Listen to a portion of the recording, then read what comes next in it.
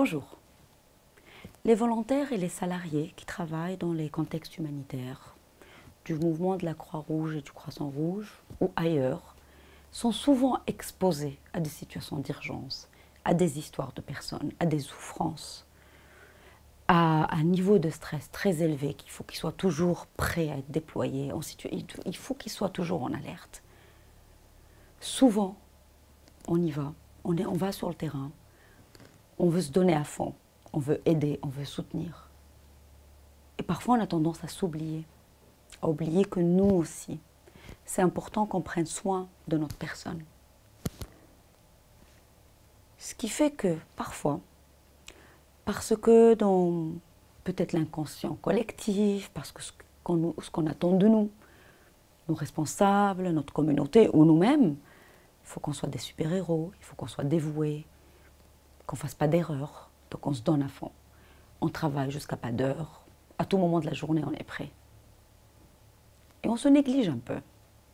C'est pour ça qu'il est essentiel que nous d'abord prenons soin de nous. C'est un peu comme l'avion, on nous dit on met le masque pour nous, ensuite on peut le mettre pour autrui, aider autrui. C'est la même chose.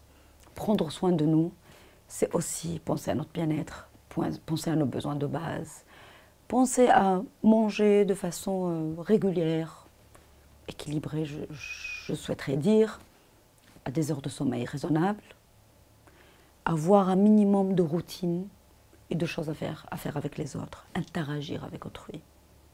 C'est aussi savoir dire non quand on ne peut pas. C'est aussi savoir dire je ne sais pas ou je ne suis pas bien. Ça, c'est une responsabilité qui revient à nous. Mais également l'organisation pour lesquelles nous travaillons, les organisations, ont le devoir aussi de nous protéger et de prendre soin de nous. Avant d'être déployés, d'avoir suffisamment d'informations, là où on va aller, qu'est-ce qui nous attend, aussi avoir des informations sur le fait de nous sensibiliser sur les réactions de stress. Pendant qu'on est déployé, on sait qu'on a un collègue, sorte de forme de support au pair. On est deux à travailler ensemble, on n'est pas seul, livré à nous-mêmes. Et une fois de retour, le superviseur ou le responsable des équipes aussi se doit de prendre un moment avec ses volontaires, avec ses collègues, pour s'assurer comment s'est passée la mission, pour féliciter les personnes et reconnaître aussi leur bravoure et leur rendement et leurs efforts. C'est aussi les sensibiliser sur les réactions de stress.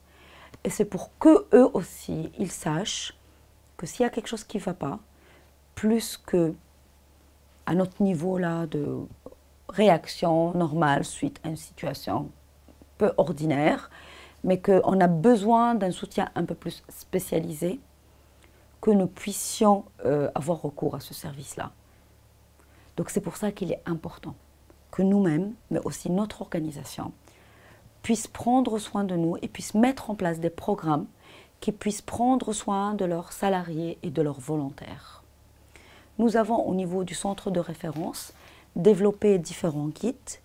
Ça, c'est un des guides que nous avons développé, prendre soin des volontaires. Il existe en version guide pour apprendre, mais aussi en version formation.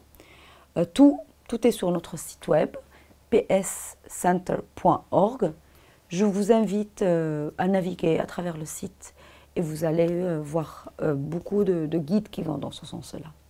Je vous remercie beaucoup. Au revoir.